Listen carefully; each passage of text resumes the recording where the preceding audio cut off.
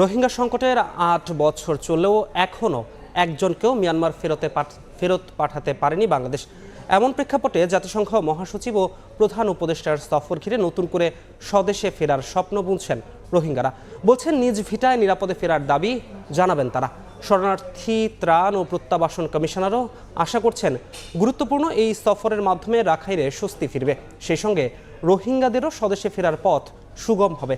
মোহাম্মদ ফরাজের ক্যামেরায় বিস্তারিত জানাচ্ছেন সুজা উদ্দিন রুবেল।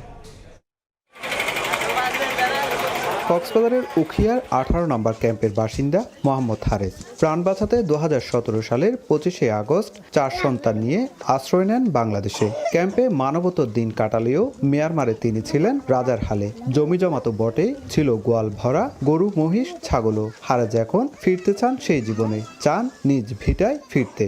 তারা হন আর অন্য মিকে যাই হনো হাম হরস গরি হনো আর এটা হনো হাইড নেভারি তাহলে আর জিন সরহার তোর রাইসেনদের হেগিন হাই এর রিফিউজি জীবন যাপন করি আর রিফিউজি জীবন যাপন করি বললাম না চাই আর দেশের মধ্যে আর অফিস যাই বললা চাই। শুধু হারেস নন, খদিজা ও ইমান আলীও চান ক্যাম্পের বন্দি জীবন থেকে মুক্তি। এটা জীবনে 1000 বেশি দেশ থাইছিলেন আন্দোলন করে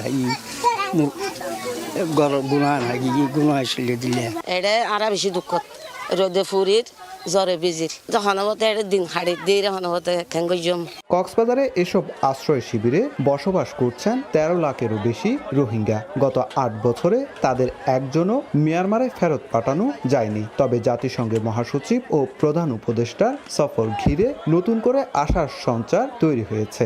জিন্দেগি গুজারিদার গই আর তুমি বালানো লাগে খেয়ে না আর দেশের মধ্যে আর ওয়াপেস যাই ফারে দিলে সুবিধা সবাই গরি তারা সুবিধা করে দেয় সুন্দর আর কারণ আমি যাই বাদে আর সুন্দর দেবেলা হলে আর কারণ মাঝে আর যাই পেলা সুন্দর চাই মানে জাতিসংঘর মানুষের বাংলাদেশের প্রথম মন্ত্রী ডক্টর ইউনুস্কো দিবা মানি আর চাই দিয়ে আর বাংলাদেশের নথাক্যম সেফ সিকিউরিটি লেরে আর মানে বর্মা যাইতে চাই যে নাকি আর তো ইয়ার আগে বহুতবার এটা আজা হচ্ছে গেলে আনা পারবা।